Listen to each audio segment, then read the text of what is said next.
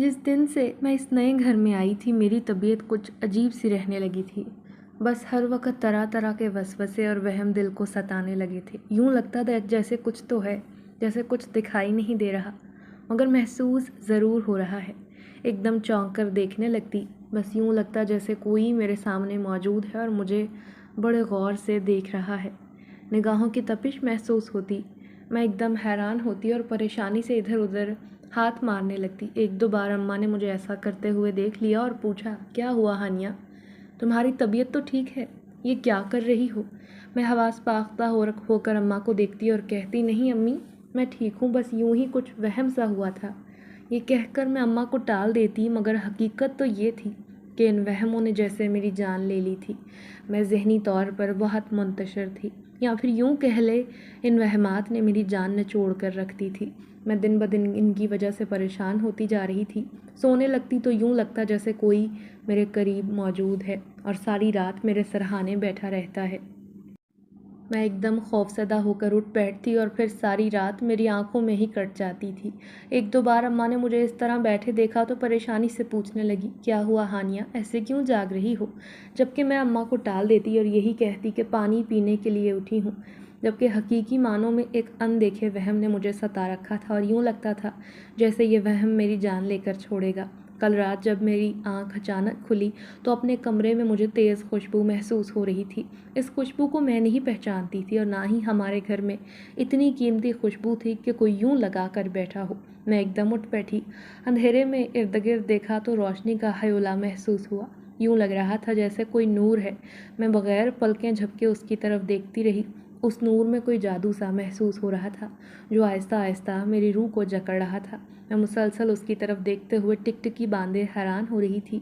फिर एकदम से वो नूर हवा में गायब हो गया। मुझे समझ में ना आया आखिर वो कहाँ गया। मैं पागलों की तरह उठी और कमरे से बाहर भाग गई।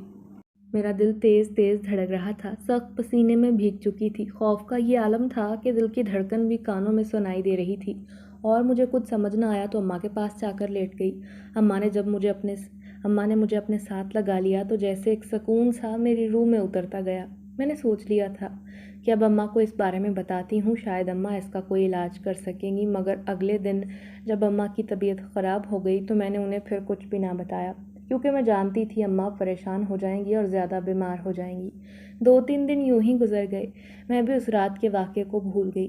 अम्मा की परेशानी की वजह से मुझे भी दोबारा उसका ख्याल ना आया। मगर एक दिन जब शाम के वक्त छत पर धुले कपड़े लेने गई तो एकदम से मुझे लगा जैसे मुंडेर के पास कोई खड़ा है। मेरे तो रोंगटे खड़े हो गए।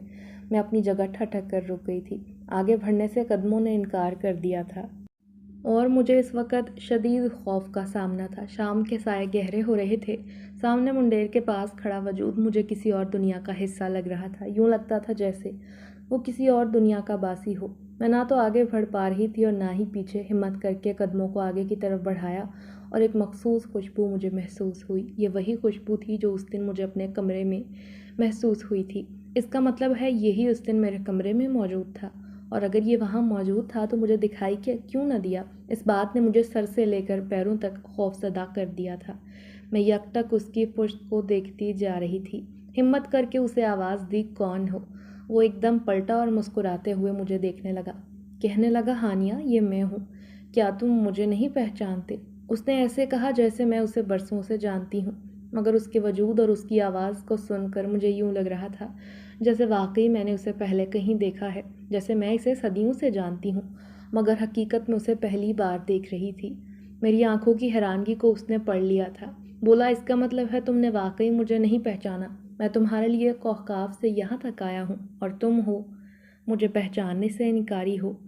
फिर मेरे पैरों के नीचे कपड़ा आ गया। तुम मुझे पहचानने से ही इनकार कर रही हो। ये कहते ही उसने अपने कदम मेरी तरफ बढ़ाए। मैं डर कर एकदम पलटी, मगर पैरों के नीचे कपड़ा आ गया और मैं धड़म से गिरी और फिर अपना सर ज़मीन पर लगने के बायस बेहोश हो गई। जब होश आया तो उस वक्त कमरे में बिस्तर पर मौजूद थी। अम्मा मेरे सिरहाने बैठी थी। मेरा सर उस वक्त शदीद दुख रहा था। टीसें उठ रही थी। मैंने उठते हुए अपने दुखते सर को दबाने की कोशिश की और अम्मा से पूछा, अम्मा, मुझे क्या हुआ है? सर में दर्द कैसा है? ये टीसें क्यों उठ रही हैं? मैंने तकलीफ़ से भरपूर लहजे में अम्मा से कहा तो वो बोली, مجھے تو خود معلوم نہیں، تم تو چھت پر کپڑے اتارنے گئی تھی اور پھر نہ جانے کیسے وہاں اپنے آپ بے ہوش ہو گئی۔ جب تم کافی دیر تک نیچے نہ آئی تو میں تمہیں دیکھنے اوپر گئی تھی، تمہیں بے ہوش پڑے دیکھا تو محلے والوں سے مدد لے کر تمہیں نیچے لے کر آئی ہوں۔ آخر کیا ہو گیا ہے تمہیں؟ بے ہوش کیسے ہو گئی؟ اماں کے لہجے میں فکر مندی تھی۔ اماں کے کہنے پر مجھے سب کچھ یاد آ گیا۔ میری آنکھوں میں اترتے خوف کو اماں نے محسوس کر لیا تھا۔ وہ کہنے لگی، کیا بات ہے بیٹا؟ ہانیہ، اتنی ڈری ہوئی کیوں ہوں؟ چھت پر کچھ ہوا تھا کیا؟ میں کچھ بول نہ پا رہی تھی، چپ چاپ ماں کا چہرہ دیکھتی رہی۔ ان کے لہجے اور آنکھوں میں خوف اور وسوسے ڈیرا ڈالے بیٹھا تھا۔ پھر نہ جانے اماں کو کیا ہوا کہ آنکھیں بند کر کے انہوں نے پڑھائی شروع کر دی اور مجھ پر دم کرنے لگی۔ شاید ان کی چھٹی حس نے اماں کو خبردار کر دیا تھا۔ پھر ایک ماں ہونے کے ناطے شاید وہ کچھ جان گئی تھی۔ جو بھی تھا، اماں نے پڑھائی کر کے مجھ پر دم کیا تو میرے دل کو سکون ہوا، اور اس دم سے میرے اندر عجیب سا سکون اور طمانینت کا احساس اترتا چلا گیا۔ میں یکدم بالکل ہلکی پھلکی ہو گئی تھی۔ میں نے اپنی آنکھیں بند کر لیں۔ میں نے سونے کی کوشش کی مگر نیند نہیں آ رہی تھی۔ سر میں اٹھتے ہوئے درد اور کچھ پرانی یادوں نے مجھے اپنے آپ میں جکڑ لیا تھا۔ میں اس وقت خود کو بے حد بے بس محسوس کر رہی تھی، اور مجھے بچپن کے کچھ ایسے واقعات یاد آنے لگے جو شاید میرے لاشعور میں تو موجود تھے مگر ان کی تلخی آج میرے دماغ میں چکرانے لگی تھی۔ میں انہی سوچوں میں گھومنے لگی اور ماضی کی یادوں میں بہتی چلی گئی۔ میں 7 سال کی تھی جب ایک دن روڈ ایکسیڈنٹ میں ابا کا انتقال ہو گیا۔ میری تو جیسے دنیا اجڑ گئی۔ میں ابا کے ساتھ بہت زیادہ اٹیچ تھی اور بے حد حساس بچی تھی۔ 7 سال کی عمر میں مجھے یوں لگنے لگا کہ بس جیسے میرے جینے کا مقصد ہی ختم ہو گیا ہو۔ میں اپنے ابو سے بے حد محبت کرتی تھی۔ ابو کے جانے کے بعد زندگی نے ایسی راہ پر چلانا شروع کیا جس راستے پر سوائے ٹھوکروں کے اور کچھ تھا ہی نہیں۔ بھائی کا رویہ گھر میں بے حد خراب تھا۔ ہر وقت لڑائی مارنے کے علاوہ انہیں کوئی دوسرا کام ہی نظر نہ آتا تھا۔ ایسا نہیں تھا کہ وہ پڑھا لکھا نہ تھا، اس نے MSc کی ڈگری حاصل کر رکھی تھی، مگر گھر میں اس انسان کا رویہ ہرگز کسی جانور سے کم نہ تھا۔ میرے ساتھ تو کوئی خصوصی دشمنی تھی اس کی۔ ابا کے ہوتے ہوئے بھائی کو کبھی موقع نہ ملتا کہ وہ اپنا غصہ مجھ پر نکال سکے، مگر ابو کی وفات کے بعد بھائی ایک دن نہ چھوڑتا جب اپنے سارے دن کا غصہ مجھ پر نکالتا۔ امی نے مجھے پڑھانے کی بہت کوشش کی۔ میں 8ویں جماعت میں تھی جب بھائی نے میرے اسکول کی فیس دینے سے انکار کر دیا تھا۔ امی نے بہت سمجھایا کہ تمہاری بہن ہے، پڑھ لکھ کر اپنے پیر پر کھڑی ہو جائے گی، تمہارا ہی فائدہ ہوگا، مگر بھائی اماں کی کسی بات کو نہ مانتے تھے۔ کیونکہ بھائی نے میرے اسکول کی فیس دینے سے انکار کر دیا تھا تو مجھے کوئی اور بات نہ سوجی۔ میں نے سوچا کیوں نہ میں ٹیوشن پڑھاؤں اور اپنے اسکول کی فیس خود ادا کر دیا کروں، یوں میرا دل بھی لگا رہے گا اور میری پڑھائی میں کسی قسم کی مشکل پیش نہیں آئے گی۔ اور میں نے ایسا ہی کیا۔ ساتھ والے گھر میں نئے کرایہ دار آئے تھے۔ امی سے کہلوا کر ان کی 2 بچیوں کو ٹیوشن پر رکھ لیا۔ ان کی بچیاں بھی اسکول نہ جاتی تھیں، بہت چھوٹی تھیں، اسی لیے انہوں نے بہت کم فیس پر بچیوں کو میرے پاس پڑھنے بھیج دیا۔ میں سارا دن اپنی پڑھائی کرتی، شام کو انہیں پڑھاتی اور مخلص ہو کر بچیوں کو پڑھانے کے بعد ان کے ساتھ بچوں کی طرح کھیلا کرتی۔ یہی وجہ تھی کہ ان کا دل میرے ساتھ لگ گیا تھا۔ وہ بھی پورا دن انتظار کرتی کہ کب ٹیوشن کا ٹائم ہو اور وہ میرے پاس آئیں۔ میں ان بچیوں کی فیس سے کچھ پیسے جوڑتی اور کچھ اپنے اسکول کی فیس ادا کر دیا کرتی۔ بھائی کو میرا خود سے کما کر اپنی فیس دینا بھی گوارا نہ ہوتا۔ اگر اس انسان کا بس چلتا تو وہ مجھ سے پیسے بھی چھین لیتا جو میں خود اپنی محنت سے کماتی تھی۔ وقت گزرتا گیا اور میں بھی بس ڈھیٹ ہو کر انہی حالات میں جینا سیکھ گئی تھی۔ یوں ہی محنت کرتے کرتے میں نے 12 جماعتیں مکمل کر لی۔ میں مسلسل 8ویں کلاس سے ٹیوشن پڑھا رہی تھی۔ ان 2 بچیوں کو پڑھاتے پھر ایک ایسا وقت بھی آیا کہ میرے پاس ٹیوشن والے بچوں کو بٹھانے کی جگہ کم پڑ گئی۔ میں نے بچوں کو پڑھانے کی 2 شفٹ رکھیں تاکہ آسانی سے آدھے بچوں کو صبح پڑھا لیا کروں اور بقیہ بچوں کو شام کے وقت۔ اس کی وجہ یہ تھی کہ بچے آسانی سے پڑھائی کر لیا کرتے اور کمائی بھی اچھے سے ہو جاتی۔ میں جو بھی پیسہ کماتی اپنی اماں پر اور گھر پر لگا دیتی، کیونکہ بھائی تو گھر میں خرچہ نہیں دیتا تھا، اسے میرے پیسے دکھائی دیتے تھے، مگر وہ ہرگز یہ نہیں جانتا تھا کہ میں پورا دن کتنی محنت کرتی ہوں اور 1 روپیہ بھی اپنی ذات پر خرچ نہیں کر پاتی۔ اماں اکثر کہتی کہ جو ذمہ داری تمہاری ہے وہ تو ہانیہ بیٹی پوری کر رہی ہے، تم اپنی ذمہ داریوں کو نبھاؤ تاکہ ہانیہ اپنے لیے کچھ پیسے جوڑ سکے۔ اگر تم پر ہی بات رہی تو مجھے اپنی بچیوں کی شادی ہوتے ہوئے نظر نہیں آتی۔ بھائی کو اماں کی ان باتوں پر بے حد غصہ آتا، ہمیشہ امی کو ڈانٹ کر چپ کروا دیتا تھا۔ میں نے اپنی زندگی کا ایک ہی مقصد بنا لیا تھا کہ مجھے محنت کرنی ہے اور روزی کمانی ہے۔ اگر میں محنت کرنے میں ڈھیلی پڑ جاؤں گی تو میں ایک وقت کا کھانا بھی اپنی ماں اور اپنی بہن کو نہیں کھلا پاؤں گی۔ بس یہی سوچ کر میں نے سر توڑ محنت کرنی شروع کی۔ پورا دن بچوں کو پڑھا کر تھک جاتی اور پھر بھائی کے طعنے سنتی، اس کا ظلم سہتی۔ وہ چھوٹی چھوٹی بات پر پیٹنے لگتا۔ اماں نے لوگوں کے کہنے پر بھائی کی شادی کا ارادہ کیا، کیونکہ محلے والے امی سے کہنے لگے آپ عرفان کی شادی کر دیں تاکہ یہ اپنی بیوی کے ساتھ مصروف ہو جائے اور بچیوں پر ظلم کرنا چھوڑ دے۔ شاید شادی کے بعد اسے اپنی بہنوں پر ترس آ جائے اور اس کے دل میں بہنوں کے لیے رحم پیدا ہو جائے۔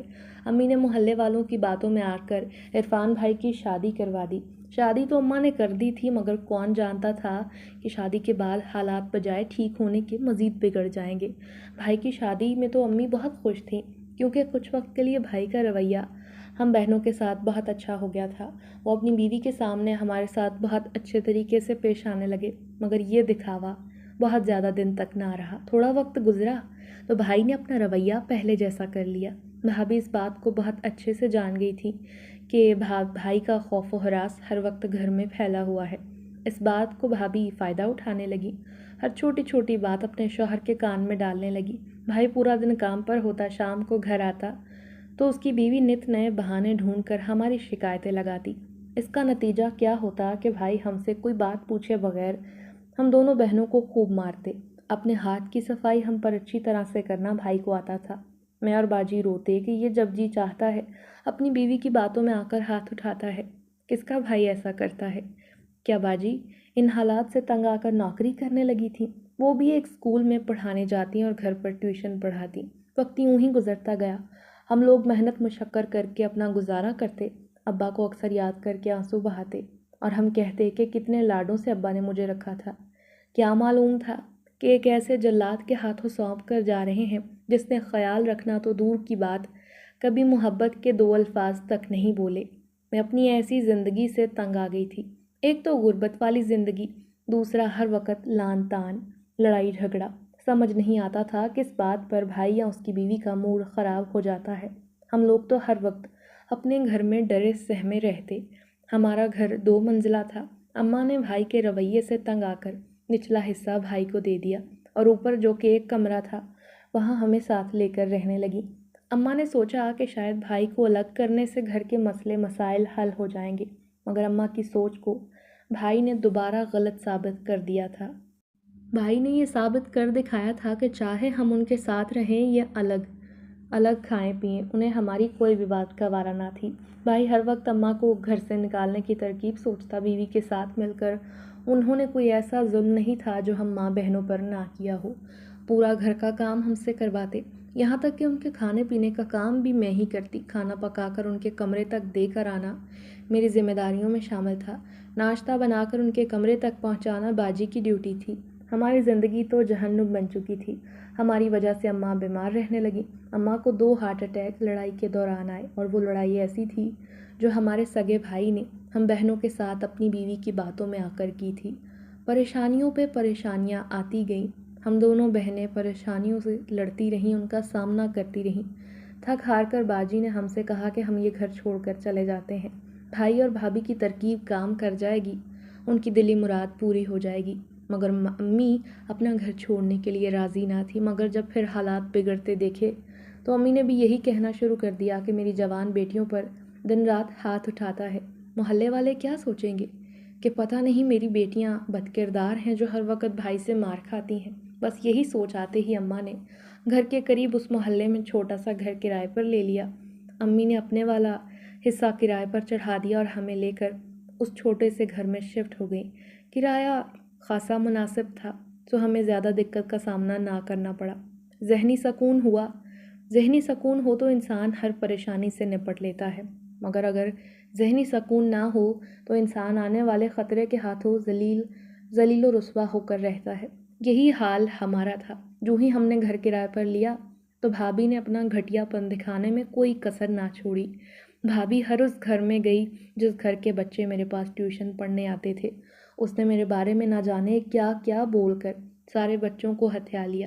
اب میرے سارے بچے بھابھی کے پاس پڑھنے جانے لگے۔ لاکھ منانے پر بھی ماں باپ نے ایک نہ سنی۔ اور اپنے بچوں کو بھابھی کے پاس ٹیوشن کے لیے بھیج دیا۔ میرے پاس جتنے بچے آتے تھے ایک ایک کر کے سب بھابھی کے پاس چلے گئے۔ اب میرے پاس سوائے 3-4 بچوں کے اور کوئی بچہ نہ تھا۔ 3-4 بچوں کی فیس اتنی زیادہ نہیں تھی کہ گھر کا گزر بسر ہو سکتا۔ بہت مشکل سے میں گھر کا گزارا کرنے لگی کیونکہ باجی نے کام کرنا چھوڑ دیا تھا۔ امی کی طبیعت اکثر خراب رہنے لگی، سو باجی کام چھوڑ کر اماں کی دیکھ بھال اور گھر کا کام کاج دیکھنے لگی۔ باجی کو جب تھوڑا وقت ملتا تو وہ کسی کا سوٹ سلائی کر لیتی اور 4 پیسے کما لیتی۔ گھر کی گزر بسر کرنا بہت مشکل ہو گیا تھا۔ ایک دم سے غریبی نے ہمیں یوں آن گھیرا تھا، کوئی بھی بات سمجھ میں نہ آتی تھی کہ کیسے گزارا کیا جائے۔ ایسے ہی برے حالات چل رہے تھے جب باجی کا ایک جگہ سے رشتہ آیا، کیونکہ اماں بیمار تھیں، سو امی نے ان کا رشتہ کرنے میں تاخیر نہ کی۔ انہوں نے کہا رشتہ اچھا ہے۔ باجی کا سارا سامان ابو اپنے ہاتھوں سے بنا کر دے گئے تھے، سو اماں نے رشتہ طے کر دیا اور جلد شادی کا فیصلہ کیا۔ محلے والوں نے مل کر باجی کی شادی کے کھانے کا انتظام کیا اور انہیں اچھے طریقے سے گھر سے رخصت کر دیا۔ باجی تو خدا خدا کر کے اپنے گھر کو چلی گئیں۔ پیا دیس سدھار گئیں، مگر میری مشکلات اب تک جوں کی توں تھیں۔ میں نے پڑھائی چھوڑ دی، دن رات ایک کر کے اماں کی خدمت کرنے لگی۔ کاموں سے فارغ ہو کر ٹیوشن پڑھانے میں لگی رہتی۔ گھر کے حالات انتہائی خراب ہو چکے تھے۔ میرے پاس اب پہلے کی طرح ٹیوشن بھی نہ تھی۔ جب سے ہم نے یہ گھر لیا تھا، بجائے کوئی حالات بہتر ہونے کے، حالات پستی کی طرف جا رہے تھے۔ مجھے اس گھر میں رہنا کسی طور مناسب نہیں لگ رہا تھا، مگر مجبوری تھی۔ اب کہیں اور نہیں جا سکتے تھے کیونکہ گھر کا کرایہ بہت تھوڑا تھا، جو مشکل سے ہی صحیح مگر میں دے دیتی تھی۔ یہی وجہ تھی کہ اب میں گھر بدلنے کے حق میں نہ تھی۔ میں نے سوچا کہ اسی گھر میں جب تک زندگی ہے گزار دیتی ہوں۔ غلطی مجھ سے ہوئی تھی کہ بھائی کے رویے سے تنگ آ کر میں نے اماں سے گھر بدلنے کی جو ضد کی، وہ ضد اب میرے اپنے ہی گلے پڑ گئی تھی۔ بھابھی نے پورے گھر پر حکومت قائم کر لی تھی، مگر ہمیں دھکے کھانے کے لیے چھوڑ دیا، اور یہی میری بہت بڑی حماقت تھی جو ہم تنگ آ کر اپنا گھر چھوڑ کر کرائے کے گھر میں آ گئے تھے۔ ایسی پریشانیاں تھیں کہ مانو کم ہونے کا نام نہ لیتی۔ ایک صبح میں گہری نیند سو رہی تھی کہ مجھے یوں لگا جیسے میرے ارد گرد کسی اور کا وجود بھی ہے۔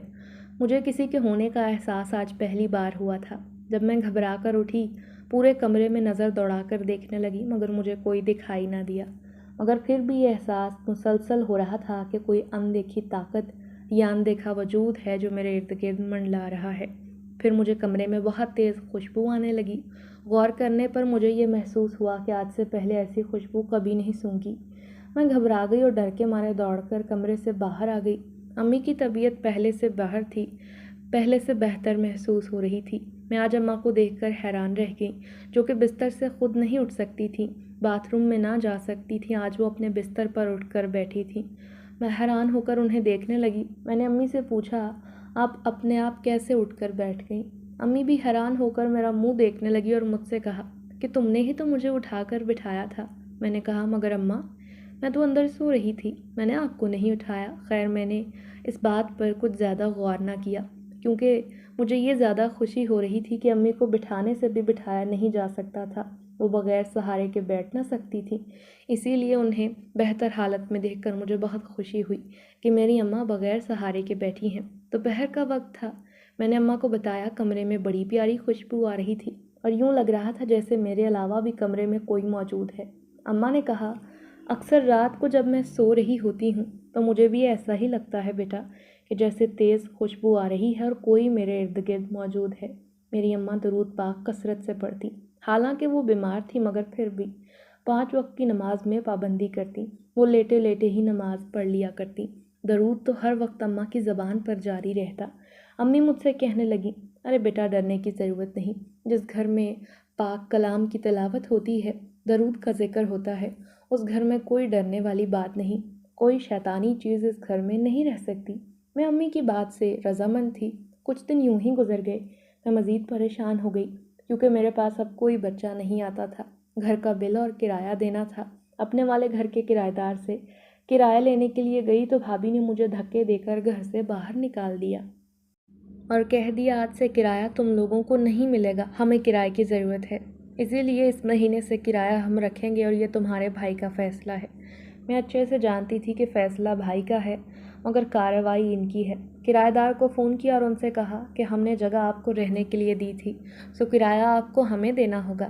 کرایہ دار نے کہا کہ اس مہینے تو میں کرایہ آپ کو دے دیتا ہوں، مگر ساتھ میں آپ کو یہ بھی بتانا چاہتا ہوں، آپ لوگوں کے جھگڑے کی وجہ سے ہم لوگ بہت پریشان ہیں۔ آپ کا بھائی اور اس کی بیوی ہمیں سکون سے جینے نہیں دیتے، اسی لیے ہم اس مہینے کے آخر تک مکان خالی کر دیں گے۔ آپ اپنے لیے کوئی اور کرایہ دار تلاش کریں۔ مجھے یہ سن کر بہت پریشانی ہوئی، کیونکہ اس گھر کا کرایہ لے کر امی اپنے گھر کا گزر کرتی تھیں۔ جس گھر میں ہم رہتے تھے اس گھر کا کرایہ اور بجلی کا بل ہم اپنے مکان کے حصے کے کرائے سے ہی دیتے تھے۔ اب یہ اگلی پریشانی بننے جا رہی تھی۔ پرانے کرایہ دار گھر خالی کر رہے تھے اور نئے کرایہ دار کو بھائی بھابھی کبھی گھر میں نہ گھسنے دیتے، تو یقیناً پریشانی والی بات تھی۔ پورا دن میں انہی سوچوں میں گم رہی۔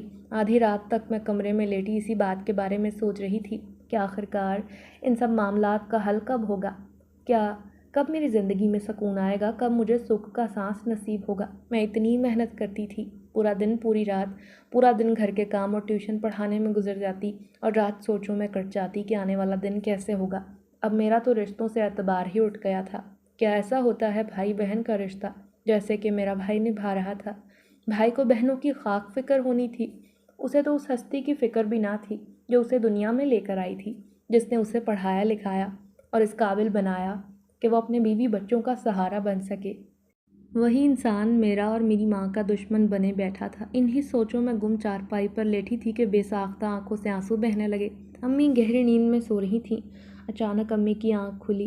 یوں ہی امی کی نظر مجھ پر پڑی تو کہنے لگی، کیا تم رو رہی ہو؟ میں نے جلدی سے آنسو کو پوچھتے ہوئے کہا، نہیں امی، میں کیوں روؤں گی؟ اماں نے کہا، تو پھر جاگ کیوں رہی ہو؟ بس نیند نہیں آئی، اسی لیے جاگ رہی ہوں۔ امی نے کہا، میں جانتی ہوں تم پریشان ہو، پورا دن ٹیوشن پڑھا کر تھک جاتی ہو، پھر اگلے دن کے کھانے کی پریشانی سر پر سوار رہتی ہے، اتنا سر کھپانے کے بعد بھی ہمیں کوئی فائدہ نہیں ہو رہا۔ پھر میں اور اماں رات گئے تک باتیں کرتے رہے۔ جب رات گہری ہوئی تو مجھے اور امی کو لگا جیسے ہم دونوں کے علاوہ بھی کمرے میں کوئی تیسرا ہماری باتیں سن رہا ہے اور ہمارے غم میں ہمارے ساتھ آنسو بہا رہا ہے۔ میں نے امی سے کہا کہ مجھے تو کسی اور کی موجودگی کا احساس ہو رہا ہے۔ اماں نے بھی یہی بات کہی کہ ہاں، لگتا تو یہی ہے، کوئی ہماری بات کو سن رہا ہے۔ اسی لمحے کمرے میں وہی تیز خوشبو آنے لگی۔ امی اور میں اتنی بات تو سمجھ گئے تھے کہ اس کمرے میں کوئی ایسی مخلوق ہے جس کا بسیرا یہیں پر ہے اور وہ ہماری باتوں کو سنتی اور محسوس کرتی ہے۔ امی نے کہا، میں قرآن پاک اور درود اس کمرے میں زیادہ پڑھتی ہوں، اسی کا نتیجہ ہے کہ اللہ کی نیک مخلوق وہاں ہوتی ہے جہاں رب کا نام لیا جائے، اسی لیے ہمیں خوف زدہ نہیں ہونا۔ اب تو اکثر ہی کبھی خوشبو اور کبھی دھواں کمرے میں دکھائی دیتا۔ سب سے پہلے تو بالکل یوں ہی لگتا تھا جیسے کمرے میں ہمارے ساتھ جو کوئی بھی ہے ہمارا اپنا خیر خواہ ہے، سو اب ڈر خوف کہیں دور جا سویا تھا۔ رات کے پہر چارپائی پر لیٹی میں اپنے آپ سے باتیں کر رہی تھی کہ ہمارے حالات کب بدلیں گے، کب زندگی میں سکون آئے گا۔ تبھی میرے دماغ میں ترکیب آئی۔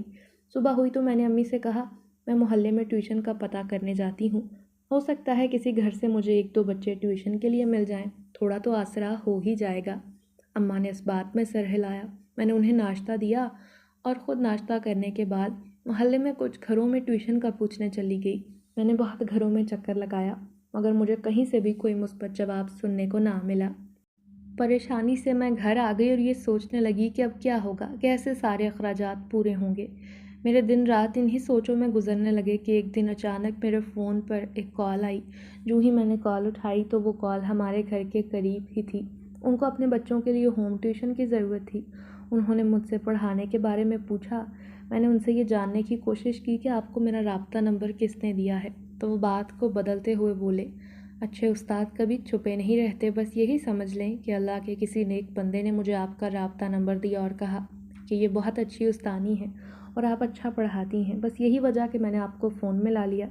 میں نے اللہ کی رحمت سمجھتے ہوئے فوراً سے پہلے ہاں کر دی اور کہا، میں کل سے ہی آ جاؤں گی۔ میں نے فیس کے بارے میں ابھی کوئی بات نہ کی۔ صبح ہوئی، میں جلدی سے تیار ہو کر اماں کو ناشتہ دینے کے بعد گھر سے نکل گئی۔ یہ بہت بڑا بنگلہ تھا جہاں امیر لوگ رہتے تھے۔ انہوں نے میرا بہت اچھے سے استقبال کیا۔ 2 بچے تھے جن کو ٹیوشن پڑھانا تھا۔ میں نے بہت اچھے طریقے سے پہلے دن اپنی کارکردگی کا مظاہرہ کیا۔ بچوں کی ماں کو میرا پڑھانے کا طریقہ بہت پسند آیا۔ بچے بھی مجھ سے پڑھ کر بے حد خوش تھے۔ اس طرح یہ کام مجھے مل گیا۔ میں بے حد خوش تھی، بچوں کی ماں نے مجھے ایڈوانس فیس آج ہی دے دی اور میری خوشی کی کوئی انتہا نہ رہی۔ میں نے گنے بغیر پیسے خوشی خوشی پرس میں رکھ لیے اور گھر کے لیے روانہ ہو گئی۔ جب گھر پہنچی، گھر کا دروازے کا تالا کھول رہی تھی جب بھابھی پر میری نظر پڑی۔ وہ اپنے دروازے پر کھڑی مسلسل مجھے گھور رہی تھی۔ میں نے فوراً تالا کھولا اندر آ گئی۔ اندر جاتے ہی امی کے گلے لگ کر خوشی سے کہا، یہ سب آپ کی دعاؤں کا نتیجہ ہے۔ مجھے وہ ٹیوشن مل گئی ہے اور انہوں نے مجھے ایڈوانس فیس بھی دے دی ہے۔ امی نے اللہ کا شکر ادا کرتے ہوئے مجھ سے پوچھا، کتنی فیس دی ہے؟ ارے امی، وہ تو میں نے ابھی گنے ہی نہیں، بس خوشی اتنی تھی کہ اتنی بڑے پریشانی جھیلنی پڑتی اگر مجھے یہ ٹیوشن نہ ملتی۔ خوشی خوشی میں بھول گئی، ابھی گنتی ہوں۔ میں نے جلدی سے پرس کھولا، پیسے گننے شروع کیے۔ جب گن لیے تو یہ پورے 15,000 تھے۔ مجھے بے انتہا خوشی ہوئی، دل کو تسلی ہوئی۔ میرے دل سے کتنی دعائیں ان لوگوں کے لیے نکلیں جو میرے لیے اس رزق کا ذریعہ بنے تھے۔ میں نے اماں سے کہا مجھے 2-4 ایسی ہی ٹیوشن مل جائیں تو میں گھر میں پڑھانا بالکل چھوڑ دوں۔ امی یہ سن کر خوش ہو گئیں کہ ان لوگوں نے اچھی خاصی رقم ادا کی ہے۔ میں نے جلدی سے کھانا گرم کیا، ہم دونوں نے مل کر کھانا کھایا۔ کھاتے دوران مجھے یاد آیا تو میں نے امی کو بتایا کہ گھر واپسی پر جب میں تالا کھول رہی تھی بھابھی مجھے گھورتے ہوئے دیکھ رہی تھی۔ اب دیکھیں بھائی کے کانوں میں کون سی نئی بات ڈالیں گی۔ امی نے کہا، ہمیں کسی قسم کی پریشانی لینے کی ضرورت نہیں، ہمارا اور ان کا کوئی جوڑ نہیں۔ وہ اپنے گھر خوش رہیں، ہم اپنے گھر میں خوش ہیں۔ اب ہر صبح میں وقت پر تیار ہوتی، کوٹھی میں پڑھانے چلی جاتی، وہاں سے پڑھا کر گھر آتی تو گھر کام کرنے کے بعد تھوڑے سے بچے پڑھنے آ جاتے، پھر انہیں پڑھاتی اور یوں ہی دن گزر جاتا۔ میں بہت سکون میں آ گئی تھی۔ اب کچھ ہی سوچیں تھی جو میرے دماغ میں چلتی رہتی، مگر میں صبر شکر کر کے دل میں یہ سوچتی کہ جیسے میری یہ مشکل آسان ہوئی ہے ایسے ہی باقی مشکلات بھی آسان ہو جائیں گی۔ آج پھر کمرے میں بہت تیز خوشبو آ رہی تھی۔ میں نے اپنے ارد گرد دیکھا تو مجھے کمرے میں سفید رنگ کی روشنی گول گول گھومتی ہوئی دکھائی دی۔ یہ روشنی دیکھتے ہی دیکھتے بہت گہری ہونے لگی تھی۔ میں اس پر غور کرنے لگی۔ پہلے تو مجھے بے حد خوف آیا، پھر میں نے دیکھا میرے سر کے اوپر دیکھتے ہی دیکھتے ایک بہت بڑا گول دائرہ سا بن گیا ہے۔ میں نے نظر اٹھا کر اوپر دیکھا، وہ گول دائرہ تیزی سے گھوم رہا تھا۔ میں بہت ڈر گئی۔ جو ہی کمرے سے باہر نکلنا چاہا، وہ دائرہ میرے سر پر منڈلاتا ہوا کمرے سے باہر آ گیا۔ میں جا کر امی کے پیچھے چھپ گئی۔ ارے کیا ہوا ہانیہ، اتنی گھبرائی ہوئی کیوں ہو؟ میں نے اماں کو بتایا، کمرے میں میں نے بہت عجیب چیز دیکھی ہے۔ سفید رنگ کی روشنی باریک سی لائن کی طرح تھی اور دیکھتے ہی دیکھتے موٹی لائن بنتی گئی، پھر اس قدر گہری ہو گئی کہ میرے سر کے اوپر تیز تیز گول منڈلانے لگی۔ اماں نے کہا تمہارا وہم ہوگا، مگر وہ میرا وہم نہیں تھا۔ میں نے بتایا وہ روشنی میرے سر پر منڈلاتی ہوئی نظر آئی، لیکن جب میں باہر نکلی تو میرے ساتھ باہر تک آئی تھی، پھر باہر آتے ہی غائب ہو گئی۔ اماں نے کہا یہ تمہارا وہم ہے، پورا دن پڑھانے کے باعث تمہارا دماغ مختلف سوچوں میں الجھ جاتا ہے، اسی وجہ سے وہم آتے جاتے رہتے ہیں، پریشان ہونے کی ضرورت نہیں۔ مجھے اپنے ہی گھر میں بے حد خوف آنے لگا تھا۔ آدھی رات کو میری آنکھ کھلتی تو یوں لگتا کوئی میرے قریب بیٹھا ہوا ہے۔ میں اب تو اکیلی کمرے میں سونے سے کترانے لگی تھی۔ میں نے اماں کی چارپائی کمرے میں ڈال لی تھی، باہر مجھ سے سویا نہ جاتا تھا۔ اب میں اور امی ایک کمرے میں سوتے۔ ایک رات میں سو رہی تھی، وقت یوں ہی گزرتا رہا، نہ جانے یہ کس کی دعاؤں کا نتیجہ تھا کہ دیکھتے ہی دیکھتے میرا اور بھی کافی بنگلوں سے رابطہ ہوتا گیا اور باقی گھروں میں بھی میں ہوم ٹیوشن دینے لگی۔ میرے حالات دیکھتے ہی دیکھتے بدلتے جا رہے تھے۔ جو ہر وقت گھر سوگوار اور پریشانیوں سے بھرا رہتا، اب اس گھر میں ہر طرف خوشی کا سامان نظر آتا۔ جہاں سارے محلے والے ہمارے بدلتے حالات کو دیکھ کر بہت خوش تھے، وہیں بھائی اور بھابھی کے حسد کی کوئی انتہا نہ رہی۔ بھائی نے کرایہ داروں سے گھر خالی کروا کر اپنے نئے کرایہ دار اس حصے میں گھسا دیے تھے۔ اس کے باوجود میری ترقی ان دونوں سے برداشت نہ ہو رہی تھی۔ ایک دن میں ٹیوشن پڑھا کر لوٹ رہی تھی کہ راستے میں مجھے میرا بھائی ملا اور مجھ سے بولا، تم جن کاموں میں پڑی ہو میں تمہیں جان سے مار دوں گا۔ میں نے اس کی کسی بات کا جواب نہ دیا، کیونکہ وہ یہی چاہتا تھا کہ میں اسے اس کی بات کا جواب دوں۔ وہ پہلے کی طرح اپنے ہاتھ کو میری ذات پر صاف کرے۔ میں چپ کر کے گھر کی طرف آتی رہی، وہ بھی میرے ساتھ چلتا رہا اور طرح طرح کی باتیں سناتا رہا۔ میں خاموش رہی۔ میرے دل نے کہا، جو کچھ تم کر رہے ہو وہ ایک نہ ایک دن تمہارے سامنے ضرور آئے گا، بے فکر رہو۔ جو بیج تم نے بو دیا ہے کل کو تم وہی کاٹو گے۔ انہی سوچوں میں گھر آ گیا۔ میں نے جلدی سے تالا کھولا اور اندر آ کر فوراً دروازہ بند کر دیا۔ میں بہت گھبرائی ہوئی تھی۔ امی نے پوچھا کیا ہوا ہانیہ؟ تمہارے چہرے پر ہوائیاں کیوں اڑ رہی ہیں؟ میں نے بتایا۔ راستے میں بھائی ملا تھا، طرح طرح کی باتیں کر کے دھمکا رہا تھا، مگر میں نے اس کی کسی بات کا کوئی جواب نہیں دیا۔ میں نظر جھکائے سیدھا اپنے راستے کو دیکھتے ہوئے گھر آ گئی تو مجھے اپنے سانس لینے کے ساتھ ساتھ کسی اور کے سانس لینے کی آواز بھی سنائی دی۔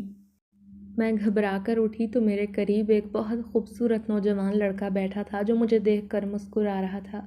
میں نے اپنی آنکھوں کو مسلتے ہوئے اس لڑکے کو دیکھا، وہ سچ میں میرے پاس بیٹھا تھا۔ چیخ مارتے ہوئے اٹھ کھڑی ہوئی۔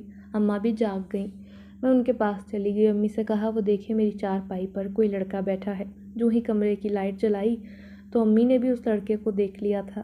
میں نے اور امی نے ایک ساتھ لڑکے سے یہی کہا، تم کون ہو اور یہاں کیا کر رہے ہو؟ وہ بے تحاشا خوبصورت تھا، اتنا خوبصورت کہ چہرے سے نظریں ہٹائے نہ ہٹ رہی تھیں، مگر خوف بھی آ رہا تھا کیونکہ نہ جانے وہ کہاں سے گھر میں داخل ہو گیا تھا۔ وہ لڑکا ہمارے سوال کرنے پر مسکراتا رہا، بار بار پوچھنے پر اس نے بتایا کہ میں تو آپ لوگوں کا خیر خواہ ہوں، میں آپ کو کسی قسم کا نقصان پہنچانے نہیں آیا، آپ کی مدد کرنے کی نیت سے آیا ہوں۔ امی نے پوچھا، تم کون سی مخلوق سے تعلق رکھتے ہو؟ اس کا کہنا تھا کہ میں ایک جن زادہ ہوں۔ امی اور میں اس کی بات سن کر بہت گھبرا گئے۔ اس نے مسکراتے ہوئے اماں سے کہا، آپ کو گھبرانے کی ضرورت نہیں، جیسے آپ ہانیہ کی والدہ ہیں ویسے ہی آپ کو اپنی ماں کی جگہ میں سمجھتا ہوں۔ بات صرف اتنی سی ہے کہ میں کوہکاب سے اس دنیا کی سیر کرنے آیا تھا اور میری ملاقات ہانیہ سے ہو گئی۔ یہ بے حد پریشان گھر کی سیڑھیوں پر بیٹھی تھی۔ میں نے ہانیہ کے ساتھ ظلم ہوتا دیکھا تو مجھے اس پر ترس آیا۔ میرے دل کو ہانیہ کی خوبصورتی اور حسن بھا گیا تھا۔ میں نے سوچا کیوں نہ ہانیہ کے ساتھ رہ کر اس کے گھر کا حالات کا پتہ کیا جائے۔ اسی لیے میں ہر وقت ہانیہ کے ارد گرد رہتا تاکہ مجھے گھر کے حالات کا بخوبی اندازہ ہو سکے۔ میں نے جب ہانیہ کے بھائی کو آپ پر اور اس پر ظلم کرتے دیکھا تو یہ بات مجھے بہت ناگوار گزری۔ میں نے سوچا کیوں نہ میں ہانیہ کے ساتھ رہ کر اس کی مدد کروں۔ یہی وجہ تھی کہ میں نے ہانیہ کے ساتھ رہنے کا فیصلہ کر لیا۔ اس نے بتایا کہ میرا نام ظافر ہے۔ ظافر نے بتایا، جب میں اس گھر میں آیا تھا تو آپ کی امی درود پاک کا بہت ورد کرتی تھیں، جس وجہ سے میں آپ لوگوں کے ساتھ رہنے لگا، اور یہ جو خوشبو میرے آنے سے پھیلتی ہے یہ سب آپ کی امی کے درود پاک کی برکت سے ہے۔ مجھے تو اس سے خوف آ رہا تھا جبکہ امی اسے بیٹا کہہ کر مخاطب کر رہی تھیں۔ امی بالکل نہیں ڈر رہی تھیں اور میں یہ دیکھ کر حیران تھا کہ امی کیسے اس جن کو انسان سمجھ کر بات کر رہی ہیں۔ میری تو سانس حلق میں اٹکی ہوئی تھی۔ اسے اپنے سامنے دیکھ کر میں تو گھبرا کر چھپ بیٹھی تھی۔ جب اس نے بتایا کہ میں تمہیں پسند کرتا ہوں اور تم سے شادی کرنا چاہتا ہوں، ظافر کا یہ اعتراض سن کر میرا دل دہل گیا۔ میں نے کہا، کہاں تم جنات جبکہ میں تو انسان ہوں، تمہارا میرا کیا جوڑ بھلا؟ ظافر نے وعدہ کیا کہ میں کبھی بھی جناتی روپ میں نہیں آؤں گا، ہمیشہ اسی روپ میں تمہارے ساتھ رہ کر تمہارا خیال رکھوں گا۔ اس نے کہا کہ میں کبھی لوٹ کر نہیں جاؤں گا۔ یہ بات تو سچ تھی کہ اس کے آنے کے بعد ہمارے گھر کے حالات بدلنے لگے تھے۔ مجھے بہت سے نئے گھروں میں کام مل گیا تھا، گھر کے حالات بھی دیکھتے ہی دیکھتے بدلتے جا رہے تھے۔ میں نے فی الحال تو ظافر سے یہی کہا کہ ہم اچھے دوست بن کر ساتھ رہ سکتے ہیں۔ اس نے میری بات کو بھی دل سے قبول کیا۔ اس نے میرا ہر قدم پر ساتھ دیا، مگر جب میری بھابھی نے مجھ پر الزام لگایا کہ میں کسی غیر مرد کے ساتھ گھومتی پھرتی نظر آتی ہوں تو پھر میں نے ظافر کے ساتھ نکاح کرنے میں ہی اپنی بہتری سمجھی۔ امی کی اجازت سے ہم دونوں نے نکاح کر لیا۔ پھر ظافر نے میرا بہت ساتھ دیا، مجھے دنیا کی ہر خوشی دی جس سے میں محروم تھی۔ اس نے میری اماں کے ٹھیک ہونے میں بھی میرا بہت ساتھ دیا۔ وہ روزانہ اماں کو پورے 1 گھنٹے کی ورزش کروایا کرتا تھا۔ اس نے اماں کی ساری دوائیاں بند کروا دی تھیں اور کہا تھا کوئی بھی دوائی دینے کی ضرورت نہیں، انشاءاللہ یہ صرف ورزش کرنے سے ٹھیک ہو جائیں گی، اور اس نے اپنا وعدہ پورا کر دکھایا۔ دیکھتے ہی دیکھتے اماں چلنے پھرنے کے قابل ہو گئیں۔ اپنی ماں کو یوں تندرستی سے چلتے پھرتے دیکھ کر میرا تو دل خوشی سے پھولے نہ سماتا، کیونکہ میں تو یہ آس امید چھوڑ بیٹھی تھی کہ کب میری اماں مجھے دوبارہ چلتی پھرتی نظر آئیں گی۔ انہی دنوں باجی کے گھر کے حالات بھی بے حد خراب ہو گئے۔ ظافر نے باجی کی ہر طرح سے مدد کی۔ آج ان کے شوہر کا کام بھی عروج پر ہے۔ سب لوگ ظافر کو بہت پسند کرنے لگے تھے۔ ایک دن بھائی اور بھابھی ہمارے گھر آئے اور آ کر اماں کے پیروں میں گر کر معافیاں مانگنے لگے۔ بھائی نے میرے سامنے ہاتھ جوڑ کر مجھ سے معافی مانگی اور ظافر کے کہنے پر میں نے ان دونوں کو معاف کر دیا۔ دراصل ان کے حالات اس قدر برے چل رہے تھے کہ ایک وقت کی روٹی انہیں سکون سے نصیب نہ ہوتی۔ میں نے ظافر سے کہہ کر بھائی کو چھوٹا سا کام شروع کروا دیا۔ میں نے بھائی کو معاف تو کر دیا تھا، مگر نہ جانے کیوں میرا اعتبار ان رشتوں سے بالکل ختم ہو گیا تھا۔ میں اپنے شوہر کے ساتھ سکون سے رہنا چاہتی تھی اور آج میں ظافر کے ساتھ خوش ہوں۔ اللہ کا جتنا شکر ادا کروں کم ہے، جس نے ہمیں چاند سی بیٹی سے نوازا۔ ظافر نے ہماری بیٹی کا نام زہرہ رکھا۔ آج میں، ظافر اور اماں اپنی بیٹی کے ساتھ خوشگوار پرسکون زندگی جی رہے ہیں۔